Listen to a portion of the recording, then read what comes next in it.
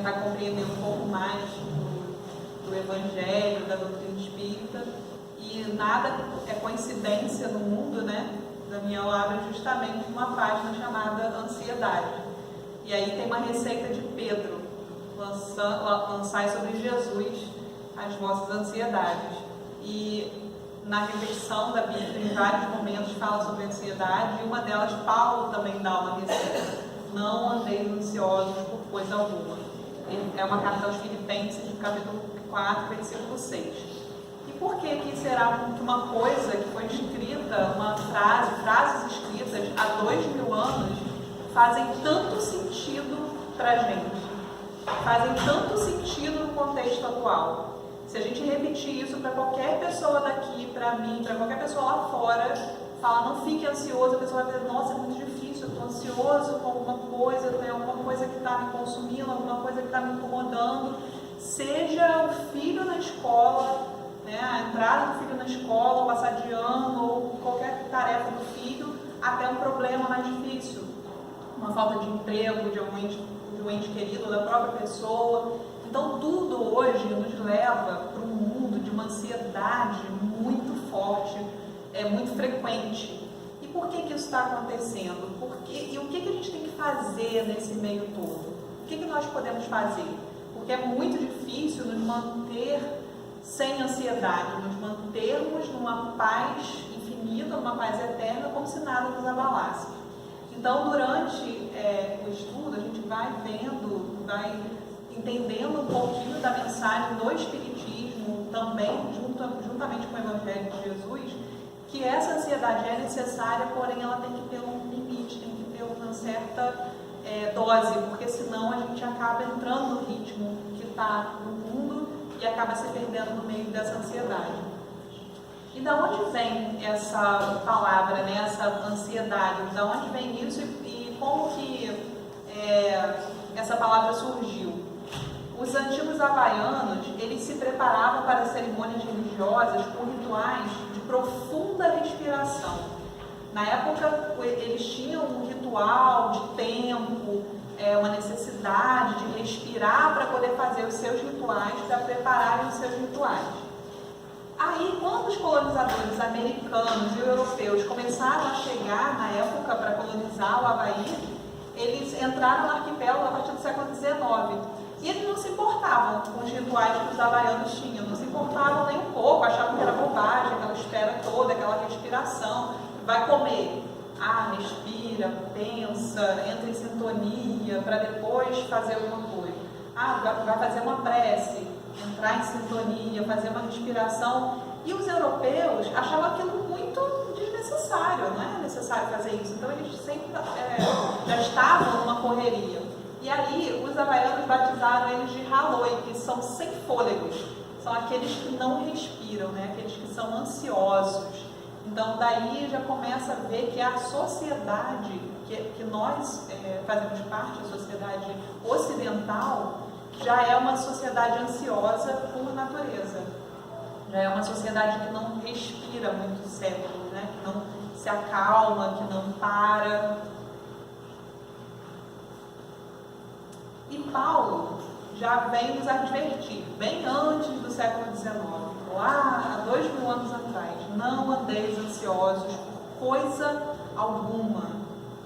Então, qual é o motivo de andarmos tão ansiosos? Cada um aqui pode pensar e responder um motivo diferente para si próprio. Estou ansioso por tal motivo. Cada um de nós vai ter um motivo que com certeza teremos. Não vamos estar imunes ao que está acontecendo no mundo, nem ao que está acontecendo dentro da nossa família. O mundo também está cada vez mais rápido. Essa nova ordem mundial, da sociedade mundial, ela mudou mais nos últimos 30 anos do que nos últimos 300 anos. A gente veio de uma época de colonização, de uma época que era tudo muito devagar, tudo muito tranquilo, né? Para uma notícia chegar em algum lugar, eram cartas. Paulo mesmo, há 2000 anos atrás, ele fez as cartas justamente para que a sua palavra, né, o seu conselho, chegasse até os filipenses, até os moradores de Corinto, né, através de cartas que eram levadas por mensageiros. Às vezes as cartas levavam anos para chegar. Ele não mandava e chegava ao mesmo tempo. E isso perdurou durante muito tempo, até a invenção do telefone, até a invenção do telégrafo, a invenção da imprensa, tudo demorou muito para começar. Foram muitos séculos de muita lentidão. E a partir dos últimos 30 anos, a gente tem uma modificação radical na sociedade. Totalmente radical. Isso é necessário? Sim, é necessário. É necessário que tenha essa evolução científica, tecnológica, porém, a gente às vezes se perde um pouco com tanta tecnologia, porque ainda não sabemos nos comportar diante de fatos inéditos. Ainda não sabemos nos comportar diante de tantas coisas diferentes, tantas funcionalidades que temos hoje. Um dia você pensa que você sabe alguma coisa, no dia seguinte aquilo já está totalmente diferente. Quem tem adolescente, jovem em casa, então fica completamente abismado de saber que existem coisas, tecnologias e facilidades e aplicativos para tudo nesse mundo. E que facilitam a vida? Facilitam, com certeza. Só que acabam trazendo mais coisas, porque você acaba tendo mais tempo ou mais necessidade de inserir certas coisas na sua vida. Coisas que talvez não fossem tão necessárias. Imagine a nossa vida sem o WhatsApp há 5 anos atrás. Era bem diferente. A gente ligava, a gente mandava uma mensagem, ou naquele SMS, para quando a pessoa visse, ela respondia, se tivesse crédito. Né? Ela ia responder há 5 anos atrás. A gente ligava, a pessoa às vezes não podia atender, a ligação era cara, né? Nem todo mundo tinha plano e tal. Hoje, a nossa vida com o WhatsApp é praticamente uma coisa instantânea. Você manda mensagem, se a pessoa não respondeu, de 2 minutos depois você está perguntando por que você não respondeu. Você viu e não respondeu, ficou azulzinho lá e você não respondeu. Como assim? O que está acontecendo? Né? Então, assim, as coisas que, se a gente não souber lidar com isso, se a gente não souber trazer isso para a nossa vida real, a gente acaba ficando mais ansioso ainda com essas tecnologias. Essa sociedade mudou para quê? Por causa da necessidade de melhorarmos moralmente, melhorarmos também a tecnologia, só que ao mesmo tempo nos faz termos muita possibilidade de consumo e pouco dinheiro para isso. As famílias, às vezes, acabam se afastando por conta da possibilidade de ter ativas além do jantar. Né? Não está todo mundo reunido à mesa, está todo mundo reunido no mesmo ambiente, mas cada um com seu amigo virtual. Né? Não está todo mundo presente ali naquele local. Quando falta luz ou quando cai a internet, né, já é um desespero, assim, né? Porque não pode jogar, porque não pode falar com o amigo, porque a gente manda mensagem não vai. Então, essas ansiedades já são típicas dos nossos filhos pequenos, dos nossos adolescentes. É fácil não ser ansioso aqui.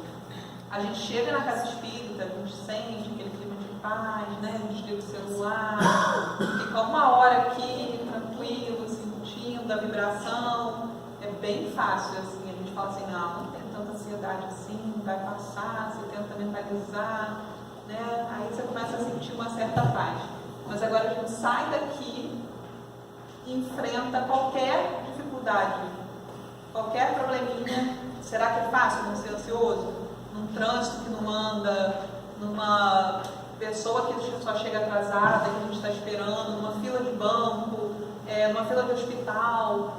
Será que é fácil não ser ansioso? Será que é fácil você também sentir a mesma vibração da casa espírita? Não é. Pelo menos para mim não é fácil, né? A gente tem que tentar reconectar para poder diminuir esse nosso nível de ansiedade. Um estudo feito em Harvard, uma pesquisa, mostra que as pessoas preferem se autopunir a ter que pensar. Eles começaram a fazer um estudo, os pesquisadores começaram a fazer um estudo assim. Pegaram pessoas e falaram assim, vamos te dar 15 minutos você numa sala sozinho. E aí tinha algumas alternativas, você pode ficar parado, ou você pode pagar para sair, pagar $5 para sair, isso foi em 2014. Você pode pagar $5 para sair da sala. Aí começaram a ver que as pessoas pagavam. Passava 10 minutos, as pessoas, não, peraí, eu quero pagar, eu quero sair. Passava 5 minutos, as pessoas pagavam. Poucas pessoas passavam pelos 15 minutos. Aí os pesquisadores começaram a ficar intrigados com aquilo. Como assim, né? A pessoa está pagando, ela entrou aqui, falou que ia ficar 15 minutos sentada sem fazer nada, não tinha nada, nenhum tipo de distração na sala. E ela agora está pagando para poder sair da sala. E aí eles falaram assim, não, então vamos fazer agora uma coisa mais revolucionária. Vamos botar um botãozinho que dá choque na mesa e a cadeira. Ou a pessoa fica sentada, ou ela fica apertando o botão. Ela só não pode fazer mais nada. Ela tem que ficar, ou ela fica sentada, ou ela aperta o botão que dá um choquezinho elétrico nela. E por incrível que pareça, as pessoas, principalmente os homens, 2/3 deles deram choques em si próprios pelo menos uma vez enquanto eles estiveram sozinhos. A maioria dos homens deu entre 1 e 4 choques em si próprio. Um deles chegou a dar 190 choques em 15 minutos. Para não pensar, para não ficar sem fazer nada, para não ficar sozinho. 1/4 das mulheres somos menos ansiosas? Não creio, mas na pesquisa mostrou que as mulheres deram menos choques em si próprias, talvez pelo fato de não dar choque, não dar ansiedade. Então, um estudo científico mostrando que Paulo não estava errado, que Paulo diz, não andeis ansiosos por coisa alguma, porque Pedro diz, entregueis as ansiedades a Jesus por algum motivo, porque somos uma sociedade de pessoas ansiosas, temos uma natureza ansiosa. Esse estudo pode ser encontrado na revista Ciência e Saúde, um estudo realizado na Universidade de Harvard, em 2014, caso alguém queira se aprofundar mais. O medo nos leva à ansiedade. Várias causas, várias coisas nos levam à ansiedade. Uma delas é o medo. Por que o medo nos leva à ansiedade?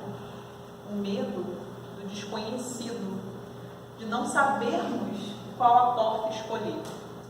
Hoje, então, nós temos milhões de portas a escolher. Milhões de portas. Tem um filme muito interessante na Netflix, que é o primeiro filme, longa-metragem. A Netflix, ela inova muitas coisas. É o primeiro filme que a pessoa pode escolher o que o personagem vai fazer. Ela brinca de Deus, né? Ou brinca que tem o livre-arbítrio do outro. Ela domina o livre-arbítrio do personagem. Ela escolhe, você vai lá, tá vendo o filme, e de repente o rapaz entra no ônibus e ele tem que escolher 2 fitas para ouvir a música no radinho dele. Qual música ele vai ouvir? Quem escolhe? Você que está assistindo o filme. Com o controle remoto, você escolhe o que ele vai fazer. Ele vai tomar um café da manhã, quem escolhe o cereal que ele vai comer? Você que está sentado assistindo. E eu achei interessante e fiz sozinha não, né? Fizemos um link, com certeza fui inspirada a isso, de fazer um link disso com o nosso livre-arbítrio. Nós temos também na nossa vida diversas portas. Né? A gente tem o controle nas nossas mãos. Quem escolhe o nosso café da manhã? Quem escolhe o que nós fazemos? Só que quando a gente erra, quando a gente vai por um caminho que não tem saída, o que a gente faz?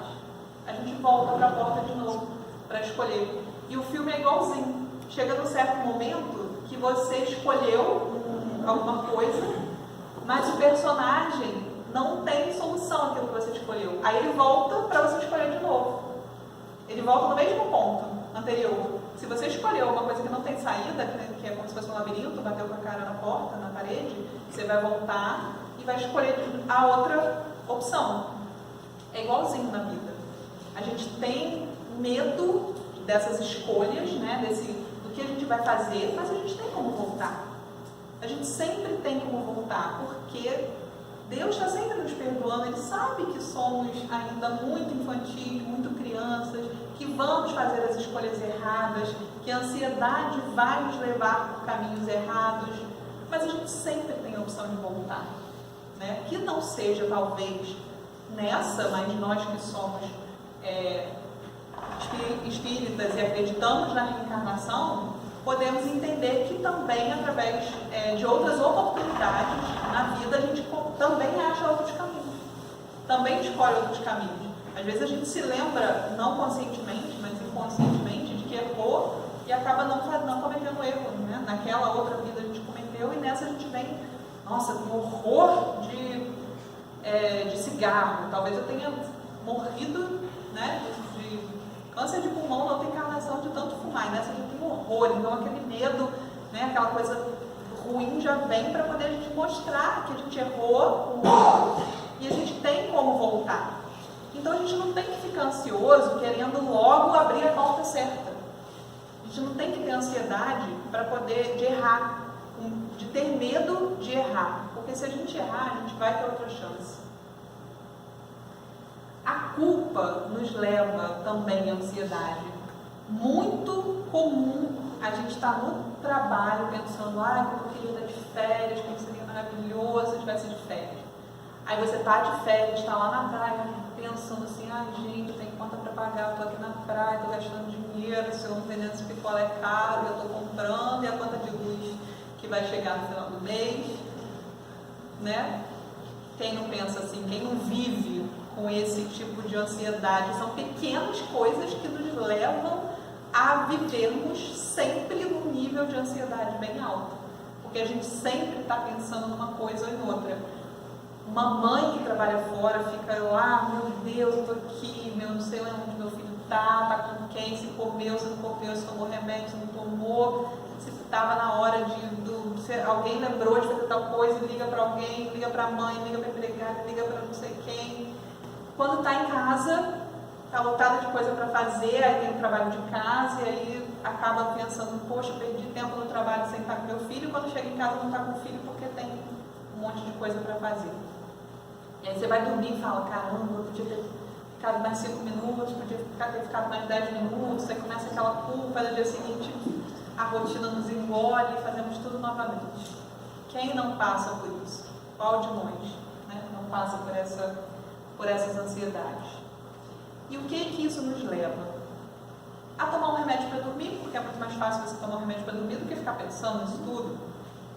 É mais fácil tomar uma cerveja antes de dormir ou passar o final de semana bebendo para poder esquecer disso tudo, porque é muito mais tranquilo. É mais fácil, em casos extremos, o suicídio, do que você enfrentar um problema, do que você enfrentar o seu medo, a sua culpa. É mais fácil se entregar a um problema físico para poder chamar a atenção, às vezes, da família, alguma coisa assim, do que você enfrentar aquele problema. Né? Então, outras alternativas estão aí para você esquecer tudo isso, para você se tornar menos ansioso. Mas será que essas são as boas alternativas, as alternativas corretas?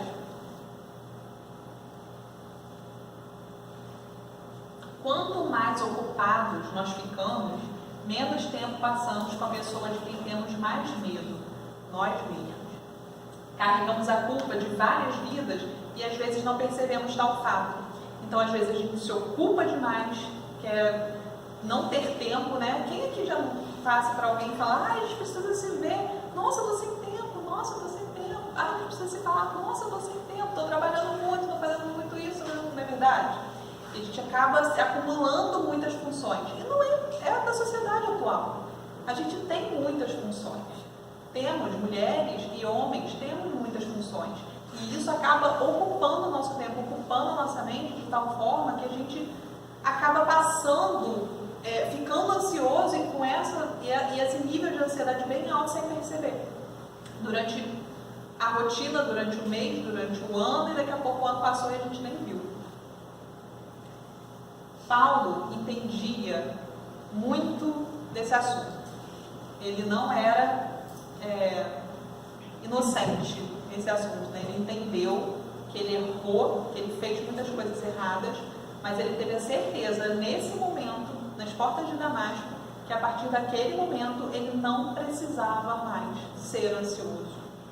Ele entendeu qual era a mensagem de Jesus, que nós vamos repetir de ano várias vezes até conseguirmos aprender o que é necessário para pularmos mais, passarmos para a próxima etapa. Isso é fato. Então não temos que ter tanta ansiedade tanta necessidade de coisas que são tão supérfluas na nossa vida. Há uma razão para o para-brisas ser maior que o espelho retrovisor. No carro, a gente sempre tem o para-brisas, né, que é bem grande, e o retrovisor pequenininho ali. Como a gente tem que pautar a nossa vida? Igual a Paulo. Ele olhava no retrovisor, via que ele tinha errado, tentava consertar, mas o foco dele maior era o para-brisas. Era o que estava à frente, era o que viria, sem medo, certo? Ele ficou 3 anos no deserto, 3 anos com medo, ansioso daquele chamado de Jesus. Ele voltou para Jerusalém, foi esculachado, escorraçado pela sua família, por todos aqueles que eram seus amigos antes. Como ele não sentiu medo, como ele não sentiu ansiedade, quem não sentiria? Poderia ter voltado atrás e falar, não, olha só, finge que nada disso aconteceu, vou voltar a ser um doutor da lei, esquece esse tal de Jesus e vamos embora que é mais fácil.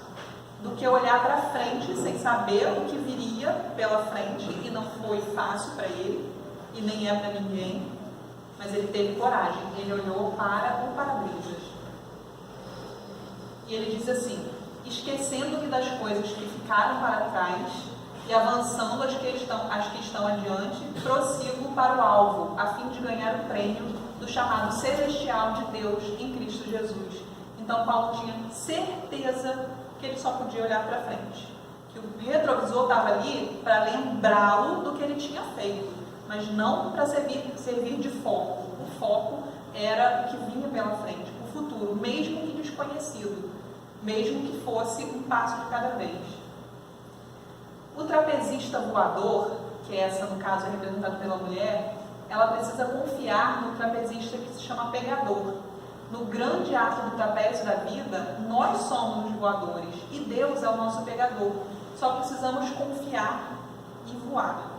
Às vezes, no trapézio, para a pessoa se soltar do trapézio e se jogar, ela não necessariamente tem certeza que o outro está lá para pegar. Né? Ele vai tentar. Mas Deus não tenta, Ele está lá para pegar. Você se joga, só isso, Ele vai estar lá para pegar. Então, às vezes, a gente está muito apegado com alguma questão de uma ansiedade, um problema que não se resolve, que na verdade é só entregar nas mãos de Deus. Deixar que Ele resolva, deixar que Ele tome conta daquele problema.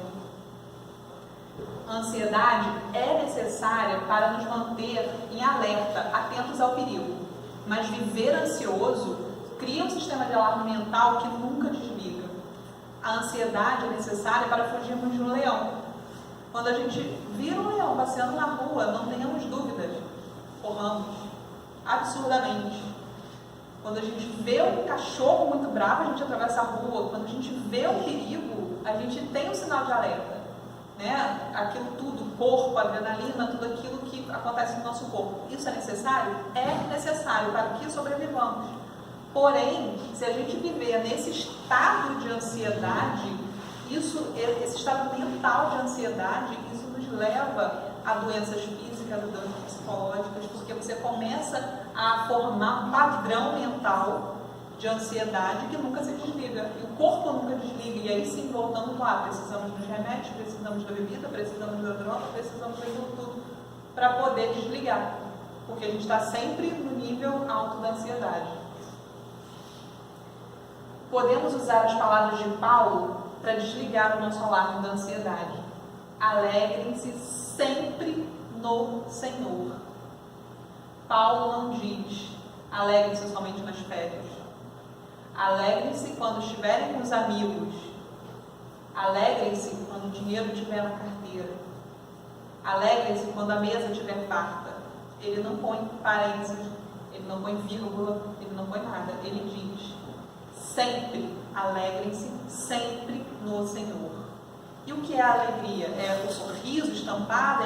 Não, é a confiança, é a gente estar alegre, é a gente ser feliz, é a gente ter confiança de que Deus está fazendo o melhor para nós, mesmo que seja contra a nossa vontade. Porque aí voltamos lá no controle remoto, lá no filme. Se a gente escolhe um caminho que não tem saída, simplesmente a gente volta. Porque a saída é única. A saída que para todos nós, do nosso labirinto da vida é única, é a morte. Que nós sabemos que a gente não morre, não morremos, é só uma passagem, mas a saída do labirinto para a gente é essa. Agora, como nós vamos passar pelo labirinto? Quantas vezes a gente vai voltar naquele caminho que não tem saída? A gente vai só uma vez? Ou será que a gente vai ficar tentando 10 vezes? A escolha é nossa. A escolha é nossa. Quantas vezes nós vamos fazer aquele percurso? Mas a gente tem que fazer sabendo, tendo a confiança de que a saída é única e Deus está no controle. E quando a gente tem essa confiança, a gente só vai uma vez na saída errada. Errou, volta e não vai mais naquela, procura outra, porque esse é o labirinto que nós temos que percorrer. E fazer da melhor forma possível, o melhor percurso. E por que Paulo tem tanta certeza para dizer uma coisa dessas? Para dizer que a gente tem que se alegrar sempre no Senhor. Porque ele confiava em Jesus. Paulo confiava em Jesus.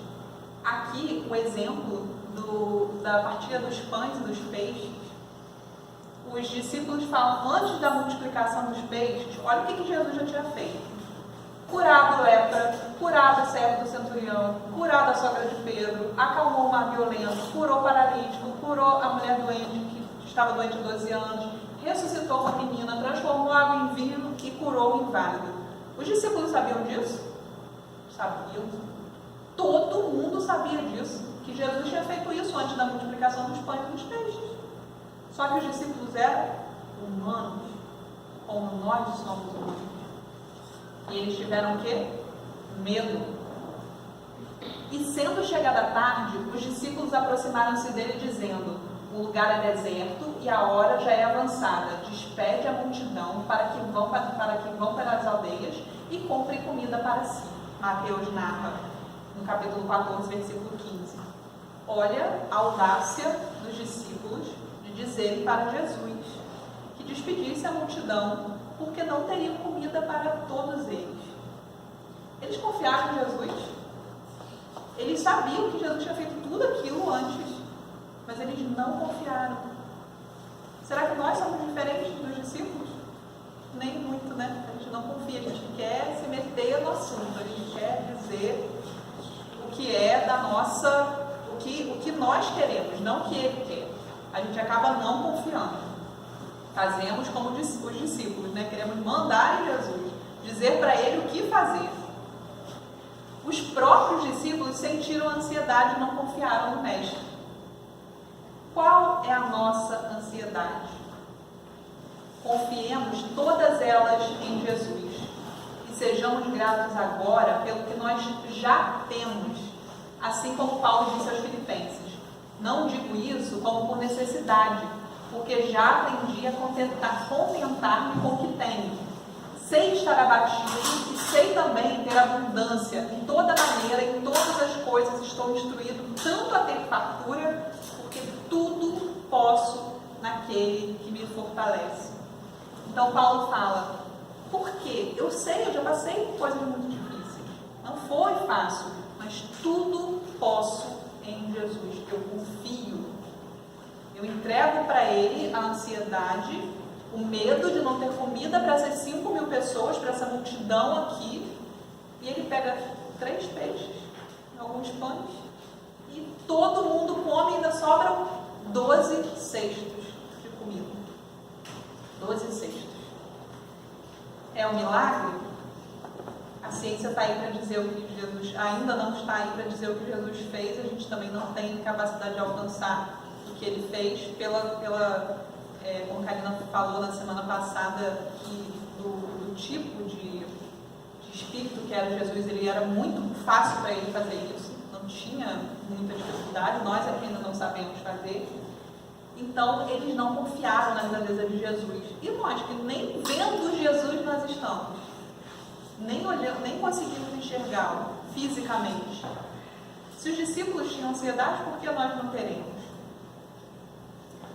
Outro exemplo é Paulo e mais de 275 homens enfrentaram uma tempestade por 14 dias seguidos até chegarem à ilha de Malta. Nenhum homem morreu. Nessa época, Paulo estava sendo levado de Jerusalém, porque ele pediu para ser julgado pelo imperador romano, ele tinha cidadania romana, então ele foi levado para ser julgado em Roma. E aí, como eu falei anteriormente, a gente sabe da dificuldade que era na época, não era pegar um avião e 13 horas depois estar na Europa, não era essa facilidade toda, era navio, ia para um porto, parava na época da tempestade, parava no inverno, e eles estavam aportados num local e Paulo disse, não vamos, falou para o comandante do navio, é melhor não irmos porque a tempestade, Paulo conhecia, já tinha feito aquela viagem, já conhecia muito aquela região, é melhor esperarmos o inverno acabar. Mas o comandante falou, não vamos esperar nada, vamos para a ilha de Malta. Não tem problema nenhum, a gente vai conseguir, o navio é grande, entraram 275 homens dentro do navio. E a tempestade perfeita aconteceu. A tempestade perfeita é aquela que é composta de ventos e chuva e água e maré, tudo junto numa perfeição que pode destruir o navio. É a tempestade perfeita, que não é perfeita no sentido de ser boa, né, mas perfeita no sentido de ser a pior tempestade. E a tempestade durou 14 dias. Não foram 2 minutos, 3 minutos, 4 minutos, sem luz, como a gente está acostumado. 14 dias de tempestade no mar. E aí Paulo recebeu, e aí está lá contando em Atos dos Apóstolos. E havendo já muito que não se comia, então Paulo, pondo-se em pé no meio deles, disse, fora, na verdade, razoável, ó senhores, ter-me ouvido a mim e não partir de Creta, e assim evitariam esse incômodo e esta perda. Mas agora vos aconselho que tenhais bom ânimo. Ninguém come, a tempestade não passa. 10 dias depois, o Paulo está dizendo, tenham bom ânimo. Porque não se perderá a vida de nenhum de vós, mas somente do navio. Somente o navio. Porque esta mesma noite o anjo de Deus, de quem eu sou e a quem sirvo, esteve comigo dizendo, Paulo, não temas, importa que sejas apresentado a César, e eis que Deus te deu todos quantos navegam contigo. Portanto, ó senhores, tende bom ânimo, porque creio em Deus que há de acontecer assim como a mim foi dito. Então o anjo disse para ele, Paulo, você tem que chegar para ser julgado em Roma. Não tem outra alternativa. Não adianta o dono do navio querer sair antes do inverno, não adianta tempestade, não adianta nada. Você vai chegar em Roma. Ponto. Esse é o seu destino. Então você tem que ir para lá. Não importa, você tem 275 pessoas com você, ninguém vai morrer. Vão chegar. Paulo simplesmente confiava. Então falou para eles, tenham bom ânimo. Estão com fome, estão com medo, estão cansados? Tenham bom ânimo que nós vamos chegar. E assim foi. Ninguém se perdeu naquela tempestade, não teve nenhuma perda. Eles não confiaram, mas chegaram sãos e salvos e pegaram outro navio e foram até Roma.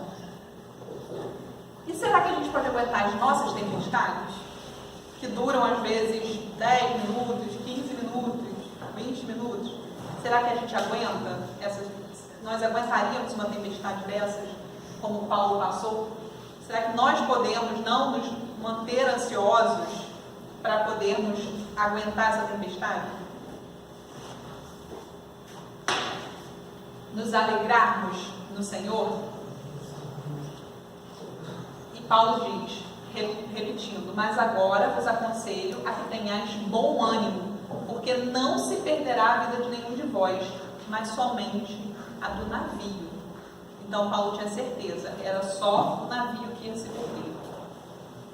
As perturbações e a ansiedade nos conduzem à oração, e a oração nos afasta da ansiedade das perturbações.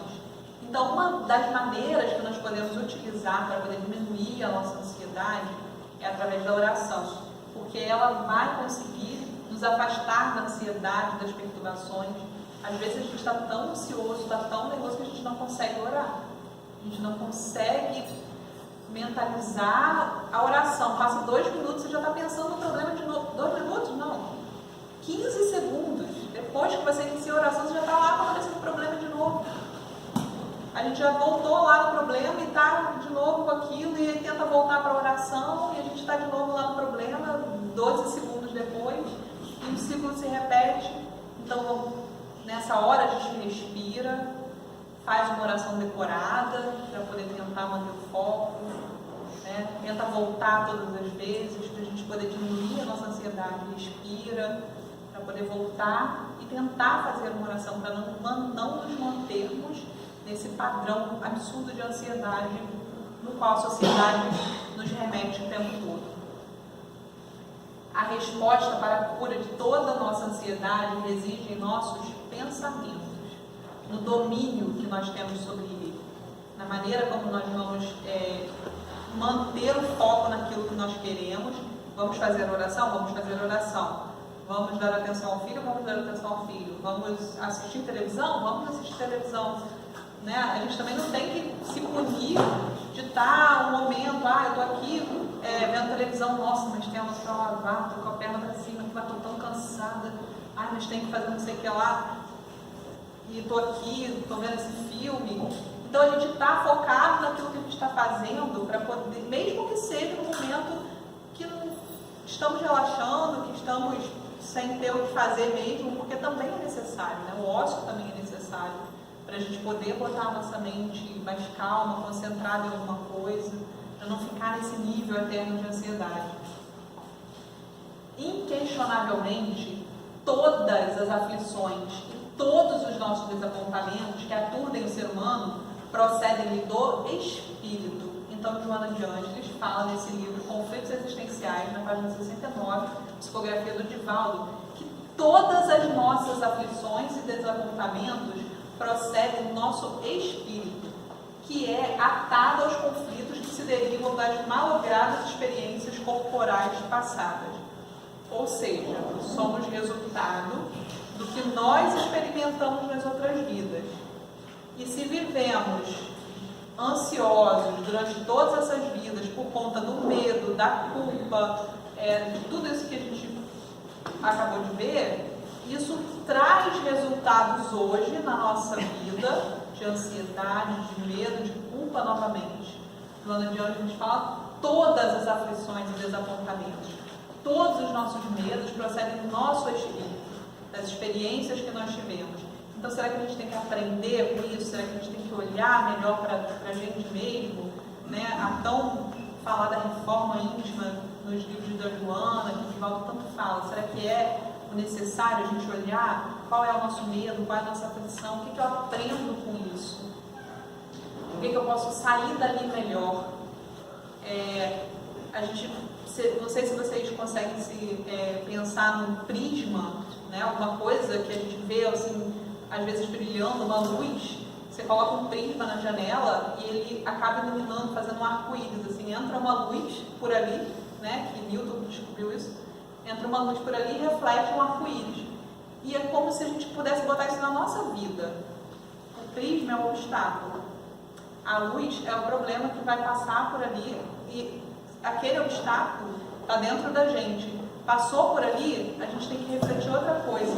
Então a gente passa por o problema passa pela gente de um jeito que, se nós aprendermos e internalizarmos e confiarmos em Deus, nós vamos sair daquele problema com outro resultado. A gente vai sair arco-íris, a gente vai sair se sentindo melhor. A gente entrou de uma forma, aquilo entrou de uma forma como um problema às vezes, e se a gente compreender que aquilo é para o nosso crescimento espiritual, nós vamos ter o arco-íris sendo projetado com certeza. Transferindo os medos e as incertezas para o inconsciente, eis-o agora resumado em forma de ansiedade, que poderá ser diluída após o trabalho da psicanálise nas suas origens. Então a Joana fala que esses medos, essas incertezas que estão no nosso inconsciente, eles saem em forma de ansiedade. E os estudos mostram que 95% do nosso ser é inconsciente. A gente só tem 5% de consciência. Só 5% do que a gente pensa, que a gente está entendendo, que a gente está agindo, que eu estou falando aqui para vocês, consciente, é só 5% do que realmente eu tenho de consciência. O resto, os 95%, estão no inconsciente, que são as experiências das outras vidas, tudo que a gente passou. Então, isso é um resumo do que a gente passou em forma de ansiedade. E como que se conserta isso? E como se melhora isso? Não é consertar, é melhorar.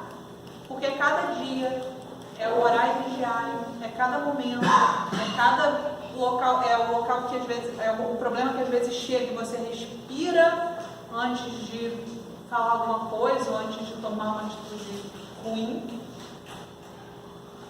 Joana fala muito do trabalho da psicanálise, né, para poder ajudar as pessoas que necessitam, né, psicólogos ou psiquiatras, ou mesmo na casa espírita, ou qualquer outra, qualquer igreja, qualquer um que tenha uma casa de oração, alguma coisa que possa ajudar, porque às vezes para nós sozinhos é muito complicado, muito difícil. O paciente, no entanto, como responsável pelo distúrbio psicológico, deve compreender a finalidade da sua atual existência corporal. O que eu estou fazendo aqui? O que eu vim fazer aqui? Eu vim para me melhorar porque eu preciso avançar no degrau evolutivo da vida. Instrumentalizando-se com segurança para trabalhar-se, adaptar-se ao esquema de saúde e de paz. Nesse sentido, o que a gente pode fazer? Olha a receita da Joana. Leituras edificantes, propiciadoras de renovação mental e emocional, técnicas da yoga disciplinando a vontade no sistema nervoso, constituem valiosos recursos psicoterapêuticos ao alcance de todos. A livraria está aqui, a banca está lá na rua, ao alcance de todos. Meditação, ao alcance da nossa mão, no celular, coloca técnicas de meditação, é só digitar no YouTube, técnicas de yoga. Então, muitas coisas que nós, às vezes, não usamos, mas que temos, a Joana Diante falando, a nosso favor para diminuir a ansiedade. Nunca se esquecer, igualmente, de que a meditação, induzindo a calma e ao bem-estar, inspira a ação do bem, do amor e da compaixão e da caridade em relação a si mesmo e ao próximo, auindo alegria de viver e satisfação de autorrealizar-se, entregando aos desígnios divinos ao tempo em que realizará a tarefa de criatura lúcida e consciente das próprias responsabilidades que descobriu o nobre sentido existencial. Sabe quando a gente pensa muito sobre um assunto? Sabe? Quando a gente está pensando muito, às vezes pode ser um problema ou qualquer outra coisa. A gente fica com aquilo na cabeça e a gente começa a pesquisar sobre aquilo, sobre alguma... quero pesquisar, vou lá, leio, daqui a pouco não consigo solucionar e o problema está ali. Aí você vai dormir, esquece daquilo, aí no dia seguinte às vezes você esqueceu a rotina. E de repente no meio do dia você tem uma solução. Ou pensa em alguma coisa. Por quê? Porque você relaxou. Esqueceu um pouco daquilo, deixou aquele assunto um pouco de lado e de repente no meio do dia, ou dali a 2 semanas, ou um mês, ou na outra vida, quem sabe, você vai achar uma solução. Está dentro da gente, está no 95% consciente, porque nós já tivemos essas experiências, a gente só não lembra. As aflições defluentes da ansiedade podem ser erradicadas, portanto, graças aos cuidados especializados, adicionados à aplicação de bioenergia por meio de passes e da água fluidificada, que restauram o campo vibratório e revitalizam as células, ou seja, o passe também é um trabalho contra a ansiedade. Outro sim, o hábito da oração e o cultivo dos pensamentos dignificadores são o coroamento do processo curativo para encontrar saúde e paz na vida. É fácil? Não. Não é. Não foi para os discípulos de Jesus que estavam do lado dele, vendo ele. Por que seria para nós? Porque está escrito, porque a gente já leu, porque está na Bíblia? Não é fácil. Porque a gente não consegue compreender nas entrelinhas, não consegue compreender de todas as formas que a porta de saída é única. Que a gente sempre vai ter diversas alternativas que vai nos causar ansiedade, vai nos deixar com medo, mas que a gente precisa confiar. Confiar que Deus está lá no trapézio, do outro lado, mesmo que a gente esteja vendado e não estejamos vendo, Ele está lá para segurar. E às vezes quando a gente solta o trapézio, se liberta, fica com medo, uma adrenalina, um medo enorme, mas Ele segura. Isso a gente pode ter certeza certeza absoluta. Assim como os discípulos tiveram quando entregaram para ele o cesto de pães e peixes, um cestinho de pães e peixes, ele alimentou 5.000 pessoas. E ainda sobrou 12 cestos de comida. Assim como Paulo, nas portas de Damasco, não teve dúvida de que ele estava errado, que ele tinha errado até aquele momento, do que ele tinha feito, mas ele não olhou de maneira nenhuma para trás, nem pensou, não, vou voltar, não quero isso para minha vida, vai ser muito difícil, eu não sei o que vai ser no futuro. Se eu ficar na sinagoga, eu sei qual vai ser no futuro. Vou ser o doutor da lei, vou continuar perseguindo os cristãos, vou continuar matando, todo mundo vai me adorar, assim como me adoram hoje, tudo tranquilo, eu tenho uma posição social, eu tenho dinheiro, eu tenho status, eu tenho tudo. Se eu largar isso tudo, o que eu vou ter? Ele pensou assim? Não pensou. Ele disse para Jesus, o que queres que eu faça? E Jesus não facilitou, nem um pouco. Jesus não disse para ele assim, Paulo, vai ser fácil ou vai ser difícil, mas quando for difícil, confia em mim. Não. Jesus não deu receita de bolo, falou, entra na cidade. Ponto. Não falou mais nada para ele. Entra na cidade. Paulo entrou na cidade. Ele não voltou, ficou com medo e achou que a vida dele, vou fingir que eu não vi esse Jesus, vou fingir que nada aconteceu. Não. Ele confiou. Ele olhou no retrovisor, mas só para poder mirar ali, viu que estava errado e tal, vou consertar, mas o para-brisas ali, ele não sabia qual era a paisagem que estava se formando, mas ele teve confiança. Então, se a gente tiver um pinguinho da confiança que Paulo teve, a gente melhora 90% dos nossos problemas, das nossas dúvidas, das nossas dificuldades. Porque é só confiar um pouquinho mais. Como que a gente confia? Pensando, meditando, orando, lembrando dessas coisas, né? Vamos confiar que Deus está lá para nos ajudar, que Jesus é o governador do planeta, que a gente não está sozinho no mundo. É assim que a gente confia. É treino diário do pensamento. E vamos seguir o conselho de Paulo. Não andeis ansiosos por coisa alguma, mas em tudo, pela oração e pela súplica, e com a ação de graças, apresentem seus pedidos a Deus, que excede todo o entendimento, guardará vosso coração e vossa mente em Cristo Jesus. Então, além do que Paulo fala, não andeis ansiosos por coisa alguma, ele diz que pela oração e pela súplica, apresentem seus pedidos a Deus. Não tenham meias palavras. Deus, eu preciso de ajuda nisso aqui. Deus, eu preciso de ajuda nisso aqui. Jesus me ajuda nessa parte. O dia inteiro a gente pode pedir ajuda a Deus, Ele não se importa. Ele não se importa. Vou trabalhar? Deus me ajuda a aturar aquela pessoa do meu trabalho que eu não suporto. Está muito difícil para mim. Pelo dia de hoje. Amanhã a gente pede de novo.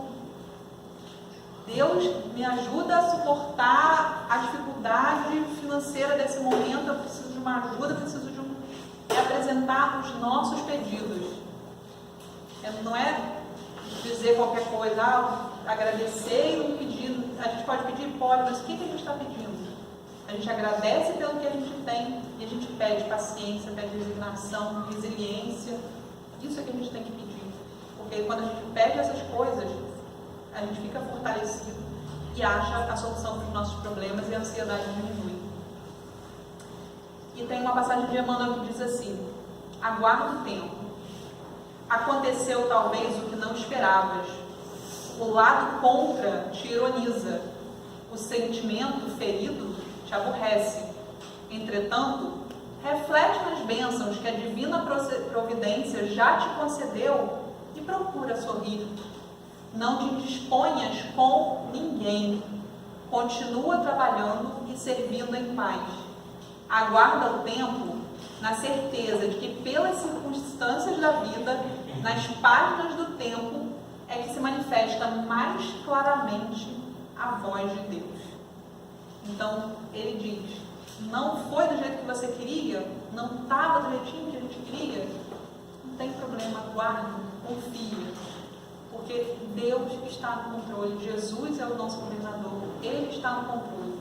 Não é do jeito que a gente quer, é porque não é o certo. O certo vai chegar. se não aconteceu, se o problema está insolucionável, se está difícil, se não é da forma que a gente queria, porque ainda não é daquele jeito. Vamos confiar que Deus tem um propósito para nós, que nós mesmos não sabemos. Vamos só confiar no caminho que Ele tracejou para a gente. Muito obrigada e boa noite a todos.